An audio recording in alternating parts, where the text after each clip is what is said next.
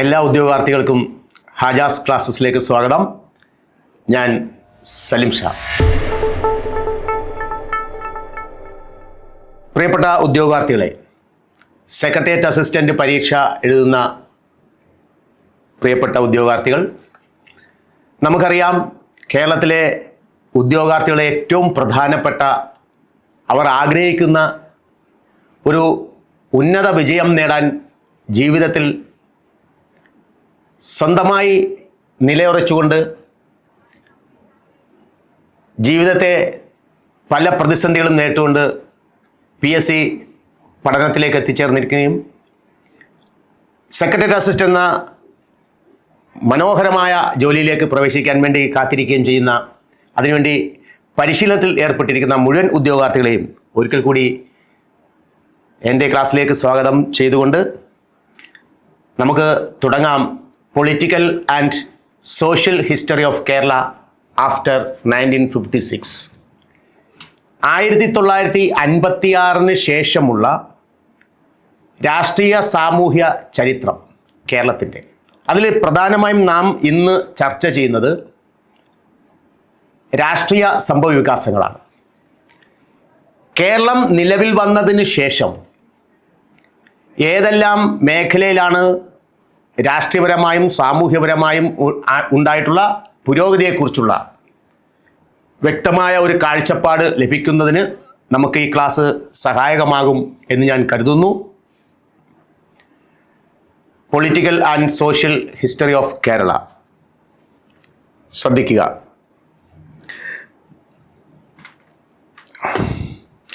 അമ്പത്താറിന് ശേഷമുള്ള കേരളത്തിൻ്റെ രാഷ്ട്രീയ സാമൂഹിക ചരിത്രം പരിശോധിക്കുമ്പോൾ നമ്മൾ കുറച്ച് ഡീപ്പായി, കുറച്ച് ആഴത്തിലേക്ക് പോയി അവിടെ നിന്ന് വേണം തുടങ്ങാൻ. അത് സെക്രട്ടേറിയറ്റ് അസിസ്റ്റന്റിൻ്റെ സിലബസിലുണ്ടോ എന്ന് ചോദിച്ചാൽ ഡയറക്റ്റ് പറഞ്ഞിട്ടില്ലെങ്കിൽ പോലും മറ്റു പല മേഖലകളിൽ നാം പഠിച്ചു വരുന്ന കുറച്ച് ഭാഗം ഇവിടെ ഓർത്തിരിക്കേണ്ടതുണ്ട്. നമുക്കറിയാം, തിരുവിതാംകൂർ, കൊച്ചി, മലബാർ 3 പ്രത്യേക പ്രിൻസിലി സ്റ്റേറ്റുകളായി വിഭജിക്കപ്പെട്ട് കിടന്നിരുന്ന പഴയ കേരളം. ആ 3 നാട്ടുരാജ്യങ്ങളിൽ നിന്ന് എങ്ങനെ രാഷ്ട്രീയപരമായ പുരോഗതിയിലേക്ക്, എങ്ങനെ കേരളത്തിലെ ആധുനിക കേരളത്തിലെ രാഷ്ട്രീയ സംഭവവികാസങ്ങളിലേക്ക് എത്തിച്ചേർന്നു എന്നതിലേക്ക് നാം എത്തണമെങ്കിൽ തിരുവിതാംകൂർ, കൊച്ചി, മലബാറിലെ പൊളിറ്റിക്കൽ ഹിസ്റ്ററി ലളിതമായി ചുരുക്കത്തിൽ ഒന്ന് നോക്കി വെച്ചേക്കണം. അത്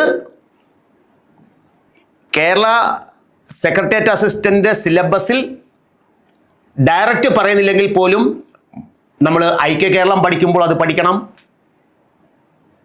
കേരളത്തിലെ പ്രക്ഷോഭങ്ങൾ, സമരങ്ങൾ എന്ന ഭാഗത്ത് വരുമ്പോൾ നമ്മളത് പഠിക്കേണ്ടതുമാണ്. അപ്പോൾ അത് ഒന്ന് സൂചിപ്പിച്ചുകൊണ്ട് നമുക്ക് അവിടെ നിന്ന് തുടങ്ങാം എന്ന് ഞാൻ കരുതുന്നു. ഓർക്കുക, തിരുവിതാംകൂർ.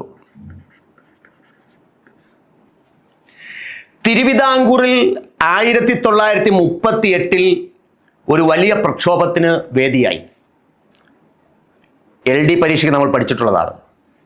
1938 തിരുവിതാംകൂറിൽ നടന്ന ഏറ്റവും പ്രശസ്തമായ, പ്രക്ഷുബ്ധമായ ഒരു പ്രക്ഷോഭം നിങ്ങളുടെ മനസ്സിൽ വന്നിട്ടുണ്ടാകും. 1938 എന്ന് കേൾക്കുമ്പോൾ നിങ്ങളുടെ മനസ്സിൽ ഓർമ്മ വന്നിട്ടുണ്ടാകും എന്ന് ഞാൻ കരുതുന്നു. പറയാമോ? ചിലരെങ്കിലും പറഞ്ഞിട്ടുണ്ടാകും, ഉത്തരവാദ പ്രക്ഷോഭം, അല്ലേ? ഉത്തരവാദ പ്രക്ഷോഭം. അപ്പോൾ എന്നെ ആദ്യമായി കേൾക്കുന്ന ഉദ്യോഗാർത്ഥികളുണ്ടെങ്കിൽ, അല്ലെങ്കിൽ സെക്രട്ടേറിയറ്റ് അസിസ്റ്റന്റ് പരീക്ഷ ആദ്യമായി എഴുതാൻ പോകുന്ന ഉദ്യോഗാർത്ഥികളുണ്ടെങ്കിൽ, അതുമല്ലെങ്കിൽ PSC പരീക്ഷയ്ക്ക് ആദ്യമായി സെക്രട്ടേറിയറ്റ് അസിസ്റ്റന്റ് എന്ന പരീക്ഷയിലൂടെ കടന്നു പോകുന്ന ഉദ്യോഗാർത്ഥികളുണ്ടെങ്കിൽ ഓർത്തു വെക്കുക, 1938 ഉത്തരവാദ പ്രക്ഷോഭം, സ്ട്രഗിൾ ഫോർ റെസ്പോൺസിബിൾ ഗവൺമെന്റ്. ആ വർഷം അങ്ങ് പഠിച്ചല്ലോ.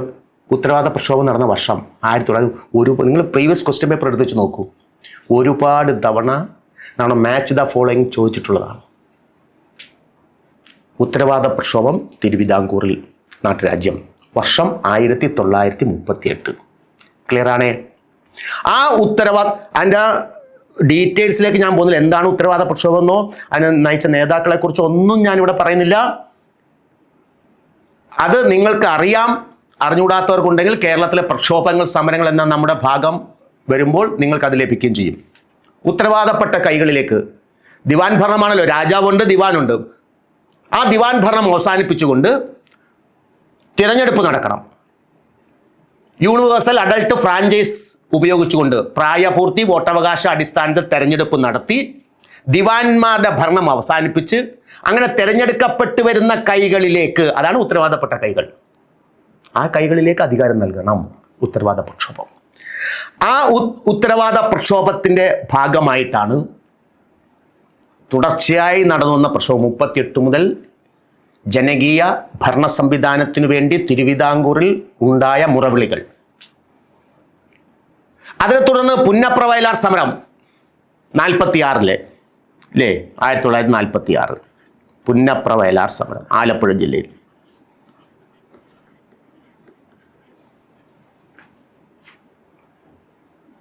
അധികാരം തന്നിലേക്ക് കേന്ദ്രീകരിക്കാൻ CP രാമസ്വാമി അയ്യർ കൊണ്ടുവന്ന അമേരിക്കൻ മോഡൽ ഭരണപരിഷ്കാരത്തിനെതിരെ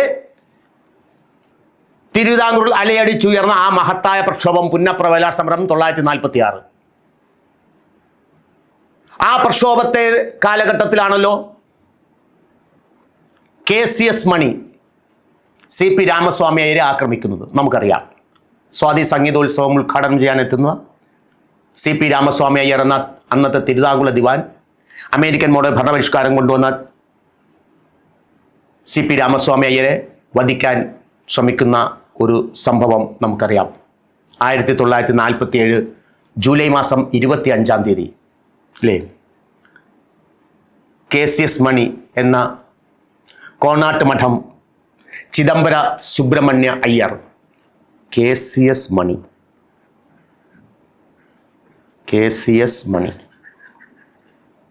അല്ലേ, ഒരു തവണ ചോദിച്ചത് അത് കേട്ടോ.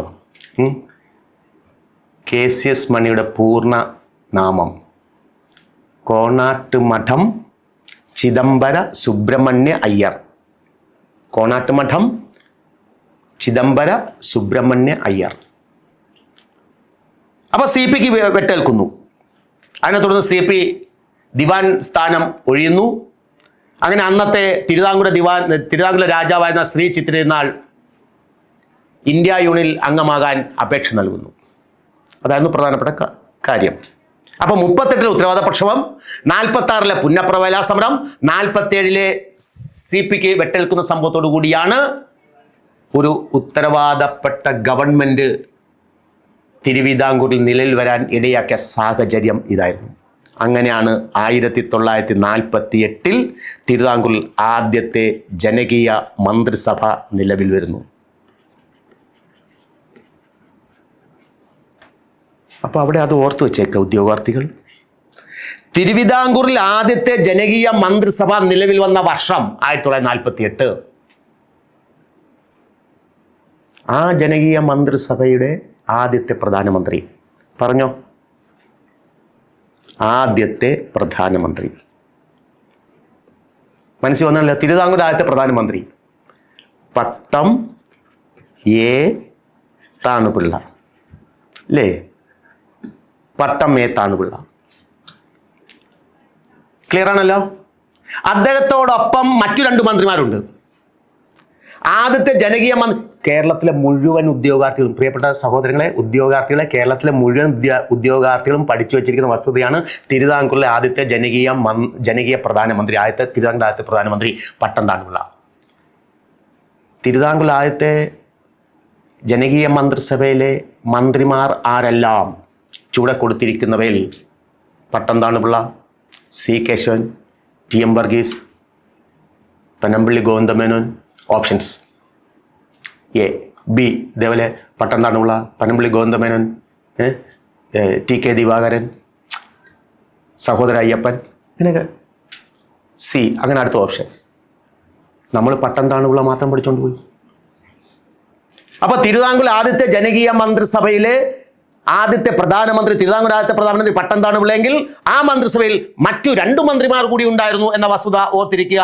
ആ 2 മന്ത്രിമാർ, ഒന്ന് C Kesavan, TM Varghese. C Kesavan, TM Varghese. C Kesavan. അപ്പോൾ തിരുവിതാംകൂറിലെ ആദ്യത്തെ മന്ത്രിസഭയിലെ അംഗങ്ങൾ ആരെല്ലാം? Pattom Thanu Pillai, C Kesavan, T M Varghese. ആരൊക്കെയാ? Pattom Thanu Pillai, C Kesavan, T M Varghese. ഒന്ന് പറഞ്ഞേ. ക്ലിയർ? ദാ ഇതില് ഈ 3 പേരുണ്ടല്ലോ, അവരെയാണ് തിരുവിതാംകൂർ രാഷ്ട്രീയത്തിലെ ത്രിമൂർത്തികൾ എന്ന് വിളിക്കുന്നത്. അപ്പോൾ തിരുവിതാംകൂർ രാഷ്ട്രീയത്തിലെ ത്രിമൂർത്തികൾ ഉൾപ്പെടാത്തതാര്? 4 ഓപ്ഷൻ. ഉൾപ്പെട്ടവർ ആരൊക്കെയാണ് നമ്മളിപ്പോൾ പഠിച്ചു കഴിഞ്ഞു. ആരൊക്കെയാ? Pattom Thanu Pillai, C Kesavan, T M Varghese. Clear? Clear ആണേ? ശരി. 1948 ജനകീയ മന്ത്രിസഭ നിലവിൽ വരുന്നു തിരുവിതാംകൂറിൽ. അതിനുശേഷം തിരുവിതാംകൂറിൽ രണ്ടാമതൊരു പ്രധാനമന്ത്രി ഉണ്ടാവുന്നു, രണ്ടാമത്തെ പ്രധാനമന്ത്രി. ഈ മന്ത്രിസഭ അങ്ങ് പൊളിഞ്ഞുപോയി.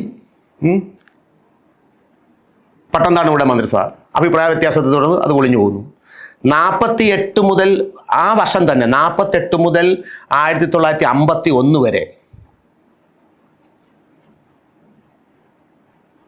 ഒരാൾ പ്രധാനമന്ത്രിയായിട്ടുണ്ട്. അതായത് തിരുവിതാംകൂറിലെ രണ്ടാമത്തെ പ്രധാനമന്ത്രി. പറവൂർ, ചിലരെങ്കിലും പറഞ്ഞേ, T K Narayana Pillai. Paravur T K Narayana Pillai, തിരുവിതാംകൂറിന്റെ രണ്ടാമത്തെ പ്രധാനമന്ത്രി. Paravur T K Narayana Pillai. Clear ആണല്ലോ? ഈ 48-51 എന്ന് പറയുമ്പോൾ ഇവിടെ ചില ഉദ്യോഗാർത്ഥികൾക്കും പഠിച്ചു വച്ചിരിക്കുന്ന ഉദ്യോഗാർത്ഥികൾ ഒരു സംശയം ഉണ്ടാവാം. 48-49 തിരുക്കൊച്ചി ഉണ്ടായില്ലേ? ഉണ്ടായി. അപ്പൊ തിരുക്കൊച്ചി 49 ഉണ്ടാവും. തിരുവിതാംകൂറും കൊച്ചിയും കൂടെ ലയിച്ചത് 49 തിരുക്കൊച്ചി ഉണ്ടാകുമ്പോഴും തിരുവിതാംകൂറിന്റെ പ്രധാനമന്ത്രി ആരാ? Paravur T K Narayana Pillai. Clear? Okay ആണോ?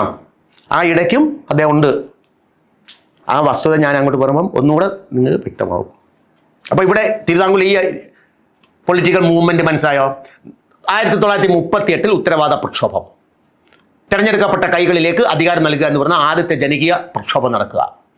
അതിനുമുമ്പുള്ള ജനകീയ പ്രക്ഷോഭം സ്വാതന്ത്ര്യ സമരവുമായി ബന്ധപ്പെട്ടുള്ള മറ്റു പ്രക്ഷോഭങ്ങളുണ്ട്. ഇവിടെ ജനകീയ ജനാധിപത്യം നടപ്പിലാക്കാൻ വേണ്ടി നടത്തുന്ന പ്രക്ഷോഭം, ഉത്തരവാദ പ്രക്ഷോഭം. ബാക്കി തിരുവിതാംകൂറിൽ നടന്ന ബാക്കിയുള്ള പ്രക്ഷോഭങ്ങളെ കുറിച്ചൊക്കെ നമുക്കറിയാം അല്ലേ? ദേശീയ സ്വാതന്ത്ര്യ സമരവുമായി ബന്ധപ്പെട്ട പ്രക്ഷോഭം നമ്മൾ അതൊന്നുമല്ല ഇവിടെ പറയുന്നത്. ഇവിടെ പൊളിറ്റിക്കൽ ഹിസ്റ്ററിയാണ്. 38 ഉത്തരവാദ പ്രക്ഷോഭം, 46 പുന്നപ്ര വയലാർ സമരം, 47 ജൂലൈ 25 സി പിക്ക് ആ വർഷം എഴുതിയില്ല അല്ലേ? 47 ജൂലൈ 25 KCS മണിയുമായിട്ട് ബന്ധപ്പെട്ട് അത് ഓർത്തിരിക്കുക. KCS മണിയുടെ പൂർണ്ണ നാമം എന്താ? KCS മണിയുടെ പൂർണ്ണനാമം കോണാട്ട് മഠം. ഒന്ന് എഴുതി കാണിക്കൂ സാറെന്ന്. ശരി ശരി, മനസ്സ് വായിച്ചു. കോണാട്ട് മഠം. ഓക്കെ. ചിദംബര സുബ്രഹ്മണ്യ അയ്യർ. ക്ലിയർ ആണല്ലോ? ക്ലിയർ? അപ്പൊ 38, 46, 47 ജൂലൈ 25 സി പിയുടെ വെട്ടേൽക്കുന്നു. 48 ആദ്യത്തെ ജനകീയ മന്ത്രിസഭ നിലവിൽ വരുന്നു. അതിനകത്ത് ഒരു പ്രധാനമന്ത്രി, 2 മന്ത്രിമാർ. ആ 3 പേരെയും കൂടെ ചേർത്ത് എന്ത് വിളിക്കുന്നു? തിരുവിതാംകൂർ രാഷ്ട്രീയത്തിലെ ത്രിമൂർത്തികൾ. തിരുവിതാംകൂറിലെ രണ്ടാമത്തെ പ്രധാനമന്ത്രി പറവൂർ ടി കെ നാരായണ പിള്ള. ഇത്രയും ക്ലിയർ ആയല്ലോ? ക്ലിയർ? ശരി, ക്ലിയർ ആണേ? ഒന്ന് കണ്ണടച്ചേ, ചോദ്യം ഒന്ന് കേൾക്കണേ. ഉത്തരവാദ പ്രക്ഷോഭം നടന്ന വർഷം മനസ്സിൽ പറഞ്ഞു? 38. പുന്നപ്ര വയലാർ സമരം നടന്ന വർഷം 46. സി പിക്ക് വെട്ടേറ്റ വർഷം 47 ജൂലൈ 25. സി പി ഐ വധിക്കാൻ ശ്രമിച്ച വ്യക്തിയുടെ പൂർണ്ണനാമം കോണാട്ട് മഠം ചിദംബര സുബ്രഹ്മണ്യ അയ്യർ. ഓക്കെ. തിരുവിതാംകൂർ ആദ്യത്തെ ജനകീയ മന്ത്രിസഭ നിലനിന്ന വർഷം 48. തിരുവിതാംകൂർ ആദ്യത്തെ പ്രധാനമന്ത്രി പട്ടംതാണുപിള്ള. പട്ടംതാണുപിള്ള മന്ത്രിസഭയിലെ മറ്റു മന്ത്രിമാർ C Kesavan, T M Varghese. Kerala രാഷ്ട്രത്തിലെ ത്രിമൂർത്തികൾ ആരെല്ലാം? Pattom Thanu Pillai, C Kesavan, T M Varghese. തിരുവിതാംകൂറിലെ രണ്ടാമത്തെ മുഖ്യമന്ത്രി Paravur T K. Narayana Pillai. Clear? Okay, ശരി. തിരിച്ചു വാ. അപ്പൊ നമ്മൾ തിരുവിതാംകൂറിലെ ബേസ് ഒന്ന് നോക്കൂ. അവിടെ നമുക്ക് കൊച്ചി നോക്കാം. അപ്പോ നമുക്ക് അവിടെ കൊച്ചി നോക്കാം.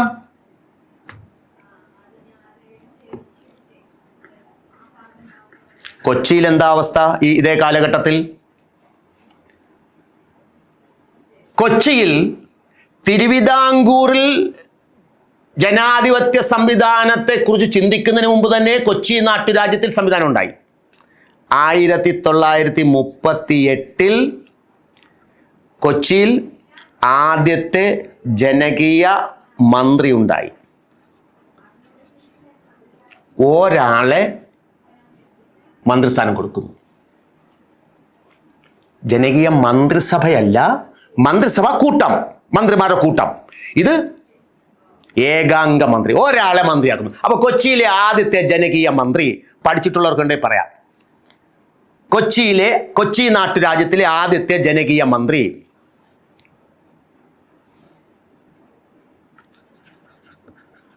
അദ്ദേഹമാണ്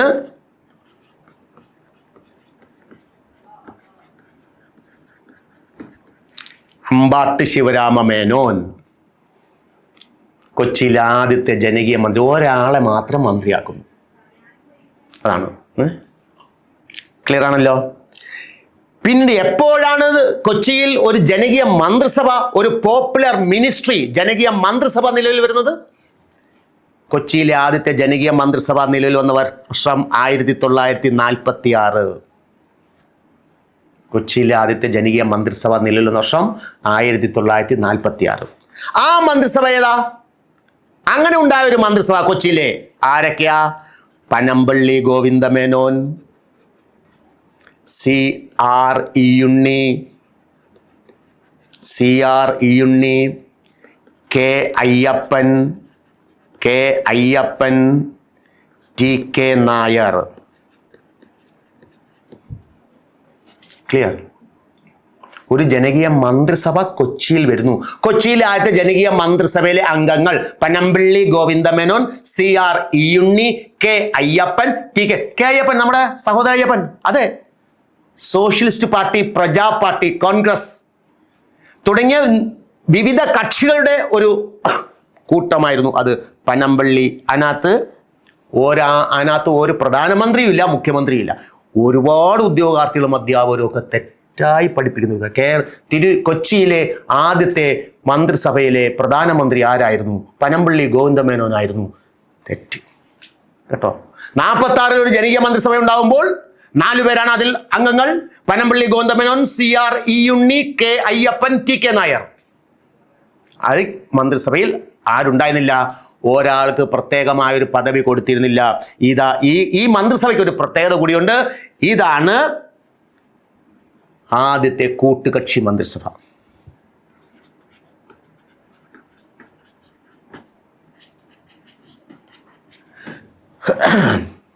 ആദ്യത്തെ കൂട്ടുകക്ഷി മന്ത്രിസഭ കൊച്ചി നാട്ടുരാജ്യത്തിലേതാണ്.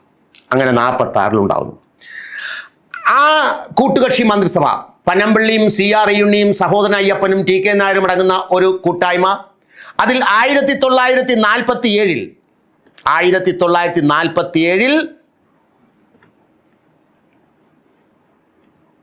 കൊച്ചി രാജാവുമായി പനമ്പള്ളിക്ക് തർക്കമുണ്ടാവും. ബാക്കിയുള്ള മന്ത്രിമാർക്ക് തർക്കമുണ്ടാവുമ്പോൾ 47 പനമ്പള്ളിയെ മുഖ്യമന്ത്രിയായി നിയമിക്കുന്നു. ഇത് വെച്ചുകൊണ്ടാണ് പല ഉദ്യോഗാർത്ഥികളും കൊച്ചിയിലെ ആദ്യത്തെ മുഖ്യമന്ത്രി എന്ന് പറയുമ്പോൾ പനമ്പള്ളി ഗോവിന്ദമേനോൻ. പക്ഷേ കൊച്ചിയിലെ ആദ്യത്തെ മന്ത്രിസഭയിലെ പ്രധാനമന്ത്രി എന്നൊരു ചോദ്യം വന്നാൽ, ആദ്യത്തെ മന്ത്രിസഭയിലെ പ്രധാനമന്ത്രി അല്ലെങ്കിൽ മുഖ്യമന്ത്രി എന്നൊരു ചോദ്യം വന്നാൽ അങ്ങനെ ഉണ്ടായിരുന്നില്ല. 47 അല്ലെങ്കിൽ ഇങ്ങനെ ചോദിക്കാം, കൊച്ചിയിലെ ആദ്യത്തെ മുഖ്യമന്ത്രി ആര്?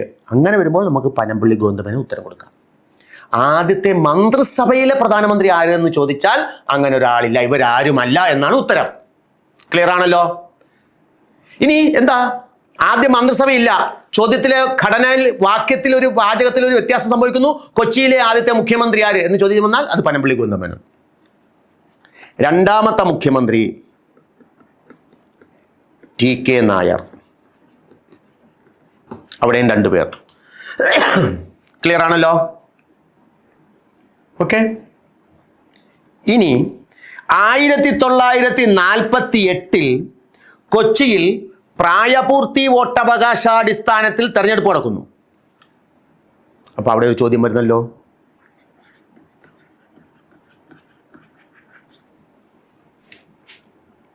പ്രായപൂർത്തി വോട്ടവകാശാടിസ്ഥാനത്തിൽ കൊച്ചിയിൽ തെരഞ്ഞെടുപ്പ് നടന്ന വർഷം ഏത്? 48. ആ വർഷത്തിനും ആ കൊച്ചിയിൽ ആ സംഭവത്തിന് പ്രത്യേകത ഉണ്ട്. ഇന്ത്യയിൽ തന്നെ ഏതെങ്കിലും ഒരു സംസ്ഥാനത്ത് പ്രായപൂർത്തി വോട്ടവകാശാടിസ്ഥാനത്തിൽ തെരഞ്ഞെടുപ്പ് നടത്തുന്ന ആദ്യത്തെ ഇന്ത്യൻ നാട്ടുരാജ്യം കൊച്ചി. ഓർത്തു വെച്ചോ. ഇന്ത്യ തന്നെ ആദ്യമായിട്ടാ പ്രായപൂർത്തി വോട്ടവകാശാടിസ്ഥാനത്തിൽ തെരഞ്ഞെടുപ്പ് നടക്കുന്ന ഇന്ത്യയിലെ ആദ്യത്തെ നാട്ടുരാജ്യം കൊച്ചി. 1948. ആ തെരഞ്ഞെടുപ്പിൽ കൊച്ചിയിലെ പ്രധാനപ്പെട്ട രാഷ്ട്രീയ പാർട്ടി എന്ന് പറയുന്നത് അക്കാലത്ത് ഇന്ത്യൻ നാഷണൽ കോൺഗ്രസ് അല്ല. കൊച്ചിയിലെ അക്കാലത്തെ പ്രധാനപ്പെട്ട രാഷ്ട്രീയ പാർട്ടി എന്ന് പറഞ്ഞാൽ കൊച്ചിൻ രാജ്യ പ്രജാ മണ്ഡൽ ആണ്. അതിനെക്കുറിച്ച് നമ്മൾ അങ്ങോട്ട് പോകുമ്പോൾ പഠിക്കും. കേരളത്തിലെ പ്രക്ഷോഭങ്ങൾ സമരം എന്ന ഭാഗം പഠിക്കുമ്പോൾ നമ്മൾ പഠിക്കും. കൊച്ചിയിലെ പ്രധാനപ്പെട്ട പൊളിറ്റിക്കൽ പാർട്ടി കൊച്ചി രാജ്യ പ്രജാ മണ്ഡൽ. മലയാളത്തിൽ പറയുമ്പോൾ കൊച്ചി രാജ്യ പ്രജാ മണ്ഡലം എന്ന് പറഞ്ഞാലും ശരിയാണ്. കൊച്ചി രാജ്യ പ്രജാ മണ്ഡൽ. പ്രായപൂർത്തി വോട്ടവകാശാടിസ്ഥാനത്തിൽ തെരഞ്ഞെടുപ്പോൾ കൊച്ചി രാജ്യ പ്രജാ മണ്ഡലത്തിൽ ഭൂരിപക്ഷം സീറ്റ് കിട്ടി. അങ്ങനെ വന്നപ്പോൾ തിരുവിതാംകൂറിൽ ഉണ്ടായിരുന്ന തിരുവിതാംകൂർ സ്റ്റേറ്റ് കോൺഗ്രസും കൊച്ചിയിലെ പ്രധാനപ്പെട്ട രാഷ്ട്രീയ പാർട്ടിയായിരുന്ന കൊച്ചി രാജ്യ പ്രജാമണ്ഡലവും INC ലയിക്കാൻ തീരുമാനിക്കുന്നു. അങ്ങനെ തിരുവിതാംകൂർ സ്റ്റേറ്റ് കോൺഗ്രസ് പ്രധാനപ്പെട്ട പാർട്ടി, കൊച്ചിയിലെ കൊച്ചി രാജ്യ പ്രജാമണ്ഡലം ഇന്ത്യൻ നാഷണൽ കോൺഗ്രസിൽ ലയിക്കുന്നു. കൊച്ചി നാട്ടുരാജ്യത്തിലേക്ക് വരുമ്പോൾ കൊച്ചി രാജ്യ പ്രജാമണ്ഡലം INC ലയിക്കുന്നു. അങ്ങനെ INC ലയിച്ചുകൊണ്ട് ആ ഗവൺമെന്റ് ഉണ്ടാകുന്നു. അതിന്റെ നേതാവാണ് ഇക്കണ്ട വാര്യർ. കോൺഗ്രസ്. പിന്നെ കൊച്ചി രാജ്യ പ്രജാമണ്ഡലം ഇല്ല. പിന്നെ എല്ലാവരും INC കോൺഗ്രസ്സാ. അപ്പൊ കൊച്ചിയിലെ ആദ്യത്തെ കോൺഗ്രസ് മുഖ്യമന്ത്രി ആര് എന്ന് ചോദിച്ചാൽ അത് ഇക്കണ്ട വാര്യർ. കൊച്ചിയിലെ ആദ്യത്തെ മുഖ്യമന്ത്രി എന്ന് ചോദിച്ചാൽ പനമ്പള്ളി ഗോവിന്ദമേൻ. വ്യത്യാസം കണ്ട. കൊച്ചിയിലെ ആദ്യത്തെ പ്രധാനമന്ത്രി ആര് അല്ലെങ്കിൽ മുഖ്യമന്ത്രി ആര്? പനമ്പള്ളി ഗോവിന്ദമേൻ. കൊച്ചിയിൽ നിലവിൽ വന്ന ആദ്യ മന്ത്രിസഭയിലെ പ്രധാനമന്ത്രി ആര്? ഇവരാരുമല്ല. കൊച്ചിയിലെ ആദ്യത്തെ കോൺഗ്രസ് മുഖ്യമന്ത്രി ആര്? ഇക്കണ്ട വാര്യർ. ക്ലിയർ? വ്യക്തമായോ? ചോദ്യഘടനയിലെ വ്യത്യാസം. 46 ഒരു മന്ത്രിസഭ ഉണ്ടാവുന്നു. 4 പേരാണ് കൊച്ചിയിൽ. അതിൽ ആർക്കും മുഖ്യമന്ത്രിയോ പ്രധാനമന്ത്രി പോസ്റ്റോ ഇല്ല. തുല്യർ. 47 ഒരാളെ പ്രധാനമന്ത്രി നിശ്ചയിക്കുന്നു. അത് പനമ്പള്ളി. രണ്ടാമത് TK നായർ. 48 പ്രായപൂർത്തി വോട്ടവകാശാടിസ്ഥാനത്തിൽ തെരഞ്ഞെടുക്കുന്നു. കൊച്ചി രാജ്യ പ്രജാമണ്ഡലം INC ലയിക്കുന്നു. അങ്ങനെ INCയുടെ നേതൃത്വത്തിൽ ഒരു ഗവൺമെന്റ് ഉണ്ടാവുന്നു കൊച്ചിയിൽ. എല്ലാവരും INC ആയി. അങ്ങനെ ഇക്കണ്ട വാര്യർ കൊച്ചിയുടെ മുഖ്യമന്ത്രിയാവുന്നു. അദ്ദേഹം കോൺഗ്രസ് ആണ്. പക്ക ക്ലിയർ ആണേ? ഇനി അടുത്ത നാട്ടുരാജ്യം മലബാർ.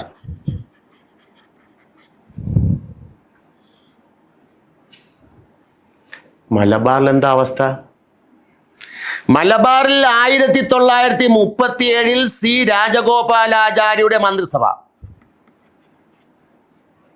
ഉണ്ടാവുന്നു. മലബാർ ദേശത്ത് നമുക്ക് പ്രത്യേകമായി പറയാൻ പറ്റത്തില്ല. മലബാറിന്റെ ഭരണം കൈവശം വച്ചിരിക്കുന്ന മദ്രാസിൽ. മലബാറിന്റെ ഭരണം കൈവശം വച്ചിരിക്കുന്ന മദ്രാസിൽ. കാര്യം മനസ്സിലായി കാണുമെന്ന് വിചാരിക്കുന്നു അല്ലേ? അറിഞ്ഞൂടാത്ത ഉദ്യോഗാർത്ഥികൾ ആരെങ്കിലും ഉണ്ടെങ്കിൽ 1792 ശ്രീരംഗപട്ടണം ഉടമ്പടി അല്ലേ? 792 ശ്രീരംഗപട്ടണം ഉടമ്പടി ആർക്ക് തമ്മിലാ? വേഗം പറ. ബ്രിട്ടീഷുകാരും ടിപ്പു സുൽത്താനും തമ്മിൽ ശ്രീരംഗപട്ടണം ഉടമ്പടി ഉണ്ടാകുന്നു അല്ലേ? ആ ശ്രീരംഗപട്ടണ ഉടമ്പടി പ്രകാരം ടിപ്പുവിൻ്റെ കൈവശമുണ്ടായിരുന്ന മലബാർ ബ്രിട്ടീഷുകാർക്ക് ലഭിച്ചു. മലബാർ ബ്രിട്ടീഷുകാർക്ക് ലഭിച്ച ഉടമ്പടി 1792 ശ്രീരംഗപട്ടണം ഉടമ്പടി. അങ്ങനെ മലബാർ അങ്ങ് കിട്ടിയല്ലോ. ആർക്ക് കിട്ടി? ബ്രിട്ടീഷുകാർക്ക് കിട്ടിയല്ലോ. ബ്രിട്ടീഷുകാർ എന്ത് ചെയ്തു? അത് ഭരിക്കാൻ ബ്രിട്ടീഷുകാർ ഭരിച്ചുകൊണ്ടിരിക്കുന്ന മദ്രാസിന് കൊടുത്തു. അപ്പം മലബാർ ആരുടെ കൈ കിടക്കുക? മദ്രാസിൻ്റെ കയ്യിലാണ്. അങ്ങനെയുള്ള ആ മദ്രാസിൽ 1937 ഒരു ഗവൺമെൻറ് നിലവിൽ വരുന്നു. ആ മദ്രാസിൻ്റെ കൈവശമാണ് മലബാറിൻ്റെ ഭരണം. മലബാറിന് വേണ്ടി നിയമങ്ങളെല്ലാം നിർമ്മിക്കുന്നത് മദ്രാസ് നിയമസഭയാണ്. മദ്രാസ് നിയമസഭയിൽ മലബാറിന് വേണ്ടി പ്രത്യേക നിയമങ്ങൾ നിർമ്മിക്കുന്നു. ആ നിയമങ്ങൾ മലബാറിലെ ജനങ്ങൾ അനുസരിക്കുന്നു. ക്ലിയർ? അങ്ങനെ വന്നപ്പോൾ 37 സി രാജഗോപാലാചാര്യയുടെ നേതൃത്വത്തിലുള്ള ഒരു ഗവൺമെന്റ് മദ്രാസിൽ നിലവിൽ വന്നപ്പോൾ മലബാറിന്റെ കാര്യങ്ങൾ അവിടെ പറയാൻ ഒരാളെ നിയമിച്ചു. അത്രയേ ഉള്ളൂ, സിമ്പിൾ സാധനം. 1937 മദ്രാസിൽ സി രാജഗോപാലാചാര്യയുടെ മന്ത്രിസഭയിലുള്ള മലബാർ പ്രതിനിധി, പഠിച്ചിട്ടുള്ളവരുണ്ടെങ്കിൽ പറയാം, മലബാറിന്റെ കാര്യങ്ങൾ എവിടെ അവതരിപ്പിക്കണം? മദ്രാസ് നിയമസഭയിൽ അവതരിപ്പിക്കണം. അപ്പൊ മലബാറിൽ നിന്നുള്ള ആദ്യത്തെ പ്രതിനിധി ആര്? മദ്രാസ് നിയമസഭയിൽ. ക്ലിയർ? അദ്ദേഹത്തിന്റെ പേരാണ് കൊങ്ങാട്ടിൽ രാമൻ മേനോൻ. ഇടയ്ക്ക് അതൊന്ന് ഓർത്തു വച്ചേക്കുക സംഭവം. ക്ലിയർ ആണേ? കൊങ്ങാട്ടിൽ രാമൻ മേനോൻ. ഓക്കെ, തമ്മിൽ തിരിഞ്ഞു പോകരുത്. കൊച്ചിയിൽ ഒരാളെ ജനകീയ മന്ത്രിയാക്കി 38. കൊച്ചിയിലെ ആദ്യത്തെ ജനകീയ മന്ത്രി അമ്പാട്ട് ശിവരാമ മേനോനും മദ്രാസ് നിയമസഭയിലേക്കുള്ള മലബാറിൽ നിന്നുള്ള ആദ്യത്തെ പ്രതിനിധി കൊങ്ങാട്ടിൽ രാമൻ മേനോനും. കൊച്ചിയിലാദ്യത്തെ ജനകീയ മന്ത്രി അമ്പാട്ട് ശിവരാമ മേനോൻ, മലബാറിൽ നിന്നുള്ള മദ്രാസ് നിയമസഭയിലാദ്യത്തെ പ്രതിനിധി കൊങ്ങാട്ടിൽ രാമൻ മേനോനും. ക്ലിയർ? അപ്പോൾ 38 ജനകീയ അമ്പാട്ട് ശിവരാമൻ, 46 4 പേരടങ്ങുന്ന മന്ത്രിസഭ, 47 ആദ്യത്തെ പ്രധാനമന്ത്രി കൊച്ചിയിൽ, രണ്ടാമത്തെ പ്രധാനമന്ത്രി ടി.കെ. നായർ, 48 പ്രായപൂർത്തി വോട്ടവകാശാടിസ്ഥാനത്തിൽ തെരഞ്ഞെടുപ്പ് നടക്കുന്നു. ഇക്കണ്ട വാര്യർ ഉണ്ടാവുന്നു. അല്ലേ? ക്ലിയർ ആണോ? ഇവിടെ ആണോ? ഈ ബേസ് നമ്മൾ മനസ്സിൽ സൂക്ഷിച്ചേക്കണം. ഈ മേഖലയിൽ നിന്ന് മുൻപ് പലപ്പോഴും ചോദ്യം, നിങ്ങൾ പ്രീവിയസ് ക്വസ്റ്റ്യൻ പേപ്പർ എടുത്ത് പരിശോധിക്കുമ്പോൾ എവിടെയെങ്കിലും നിങ്ങൾക്ക് കിട്ടും. പ്രീവിയസ് ക്വസ്റ്റ്യൻ പേപ്പർ അനലൈസേഷൻ നടക്കുന്നുണ്ട്. പരീക്ഷ അടുത്ത് വരുമ്പോഴേ നമ്മളത് ചെയ്തു തരും. ഇത്രയും കാര്യം ഓക്കെ ആണോ? അപ്പോൾ തിരുവിതാംകൂർ, കൊച്ചി, മലബാർ പ്രദേശത്തെ പൊളിറ്റിക്കൽ സിറ്റുവേഷനാണ് നമ്മൾ പറഞ്ഞു വന്നത്. അപ്പോൾ അവിടെ നമ്മൾ ഓർത്തു വെച്ചേക്കേണ്ട ഒരു വസ്തുത ഏതാണ്? 1948-51 തിരുവിതാംകൂറിന് രണ്ടാമത്തെ മുഖ്യമന്ത്രി ഉണ്ടായിരുന്നു, പറവൂർ ആയിരുന്നു. ആ സമയത്ത് ഇത് തിരുവിതാംകൂറിൽ, ആ സമയത്ത് കൊച്ചിയിൽ 48 കൊച്ചിയിൽ ആരാണ്? ഉണ്ടോ? നോക്കിയിട്ടുണ്ടോ? 48 കൊച്ചിയിൽ ആരാണ്? ഓർമ്മയുണ്ട? പ്രായപൂർത്തി വോട്ടവകാശാടിസ്ഥാനത്തിൽ തെരഞ്ഞെടുപ്പ് നടക്കുന്നു. ഇക്കണ്ട വാര്യർ. അപ്പോഴൊന്നും മലബാർ നമ്മുടെ കയ്യിലില്ലേ? അതെല്ലാം മദ്രാസിന്റെ കൈവശമാണ്. ഇവിടെ 2 പേര് നോക്കൂ. ഇവിടെ ഇരിക്കുമ്പോഴാണ് 1949 തിരുവിതാംകൂറും കൊച്ചിയും കൂടെ സംയോജിപ്പിച്ച് എന്തുണ്ടാവുന്നത്? തിരുക്കൊച്ചി സംസ്ഥാനം നിലവിൽ വരുന്നത്. അപ്പോൾ തിരുവിതാംകൂറിന്റെ പ്രധാന മുഖ്യമന്ത്രി പറവൂർ, കൊച്ചിയുടെ മുഖ്യമന്ത്രി ഇക്കണ്ട വാര്യർ. അല്ലേ? കൊച്ചി നാട്ടുരാജ്യത്തെ തിരുവിതാംകൂറിനോട് ലയിപ്പിക്കുക ചെയ്തത്. കൊച്ചി അന്ന് ചെറിയ നാട്ടുരാജ്യമാണ്, വിശാലമായ നാട്ടുരാജ്യം അന്ന് തിരുവിതാംകൂർ. അതുകൊണ്ട് കൊച്ചി നാട്ടുരാജ്യത്തെ തിരുവിതാംകൂറിനോട് ലയിപ്പിച്ചു. പിന്നെ ചർച്ചകൾ നടക്കുന്നു. അപ്പോൾ 2 മുഖ്യമന്ത്രി, 2 സ്ഥലത്തിന് 2 മുഖ്യമന്ത്രിമാർ ഉണ്ടാവുക, ഇരിക്കുക. അങ്ങനെ വന്നപ്പോൾ ചർച്ചകളുടെ അടിസ്ഥാനത്തിൽ കൊച്ചി നാട്ടുരാജ്യം എന്ത് ചെയ്യാം? കൊച്ചി നാട്ടുരാജ്യത്തിന് നിയമ തലസ്ഥാനം നൽകാം. ഭരണ തലസ്ഥാനം തിരുവിതാംകൂർ ആവട്ടെ. അതിൻ്റെ ഒരു അടിസ്ഥാനത്തിൽ ഇക്കണ്ട വഴിയ സ്ഥാനം ഒഴിയുന്നു. അങ്ങനെ 49 തിരുക്കൊച്ചി ഉണ്ടായപ്പോൾ തിരുക്കൊച്ചിയുടെ ആദ്യത്തെ CM ആയിട്ട് ആര് വരുന്നു? പറവൂർ വരുന്നു. ക്ലിയർ? ഓക്കെ ആണല്ലോ. 49 തിരുക്കൊച്ചി ഉണ്ടാവുന്നു.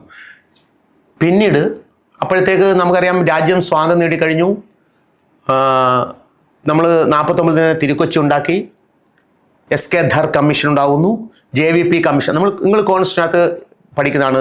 SK Dhar commission, JVP commission, later Fazal Ali commission അല്ലേ? ആ ഫസൽ അലി കമ്മീഷൻ വന്നപ്പോൾ ഭാഷാടിസ്ഥാനത്തിൽ സംസ്ഥാനം രൂപീകരിക്കാനുള്ള തീരുമാനമെടുക്കുന്നു. അങ്ങനെ വന്നപ്പോൾ 1956 നവംബർ 1 ഭാഷാടിസ്ഥാനത്തിൽ സംസ്ഥാനം രൂപീകരിക്കുന്ന ലക്ഷ്യം വെച്ചുകൊണ്ട് തിരുവിതാംകൂർ, കൊച്ചി, മലബാർ ചേർത്ത് ഒറ്റ നാട്ടുരാജ്യം ഉണ്ടാക്കുന്നു അല്ലേ? അതിൻ്റെ കേരള സംസ്ഥാന രൂപീകരണം പ്രത്യേക ടോപ്പിക്ക് നിങ്ങൾക്ക് വന്നിട്ടുണ്ടെങ്കിൽ അത് നമുക്കുള്ളതാണ്. ഐക്യ കേരള മൂവ്മെന്റ് എന്ന് പറയുന്ന ഭാഗം എടുത്തിട്ടില്ലെങ്കിൽ നമ്മൾ എടുക്കും. ആ സമയത്ത് എങ്ങനെയൊക്കെയാണ് രൂപീകരണം നടന്നതിനെക്കുറിച്ച് നമ്മൾ അവിടെ പഠിക്കും. അപ്പോൾ ഇതാണ് political situation of Travancore, Kochi and Malabar. മനസ്സിലായി കാണുമല്ലോ. മനസ്സിലേത് നിങ്ങൾ കേട്ടതിന് ശേഷം നിങ്ങൾക്ക് ഇതിനകത്ത് എന്തെങ്കിലും ഒരു സംശയം വന്നിട്ടുണ്ടെങ്കിൽ ഹാജാസ് ക്ലാസ്സിനെ അറിയിക്കുക. അപ്പോൾ എനിക്ക് ആ ചോദ്യം വിട്ടുതരും. ഞാനത് കറക്റ്റ് ചെയ്ത് നിങ്ങളുടെ സംശയം ദൂരീകരിക്കാനുള്ള സംവിധാനം നമ്മൾ ഉണ്ടാക്കി വെക്കുന്നുണ്ട്. ക്ലിയർ ആണല്ലോ? ഓക്കെ. ഇത് നിങ്ങൾ എന്തായാലും ഓർത്ത് വെച്ചേക്കേണ്ട വസ്തുതകളാണ്. കയ്യിൽ നിന്ന് പോകരുത്. ക്ലിയർ? ഓക്കെ, ശരി. അപ്പോൾ നമ്മുടെ ഫസ്റ്റ് സെഷൻ ഇതാണ്, political and social history of Kerala after 1956. ഇനി കേരളം നിലവിൽ വന്നതിന് ശേഷം ഇങ്ങോട്ടുണ്ടായിട്ടുള്ള പ്രധാനപ്പെട്ട നിയമസഭാ ചരിത്രത്തിൻ്റെ പ്രാധാന്യത്തെക്കുറിച്ച് മാത്രമാണ് നമ്മൾ ചർച്ച ചെയ്തത്. ക്ലിയർ ആണല്ലോ? അപ്പോൾ ഇത്രയും ഭാഗങ്ങൾ നോക്കുക. എല്ലാ ഉദ്യോഗാർത്ഥികൾക്കും ഒരിക്കൽ കൂടി ആശംസകൾ അറിയിച്ചുകൊണ്ട് നമുക്ക് അടുത്ത പാർട്ടിലേക്ക് കടക്കാം. ശ്രദ്ധിക്കുക. നമുക്ക് അടുത്ത പാർട്ട് എന്ന് പറയുന്നത് നിയമസഭാ രൂപീകരണം മുതലുള്ള പ്രധാനപ്പെട്ട ഭാഗമാണ്. ഏറ്റവും പ്രധാനപ്പെട്ട ഭാഗം കൂടിയാണ്. അപ്പോൾ ആദ്യം ഈ ബേസ് അങ്ങ് കാണാതെ പഠിച്ചു വെക്കുക. അതിൽ പ്രധാനപ്പെട്ട ചില ചോദ്യങ്ങളുണ്ട്. ആ ചോദ്യങ്ങളെല്ലാം ഞാൻ പറഞ്ഞു തന്നിട്ടുണ്ട്. അത് നിങ്ങൾ നോക്കി വെക്കുക. ഓക്കെ ഉദ്യോഗാർത്ഥികളെ, താങ്ക് യു.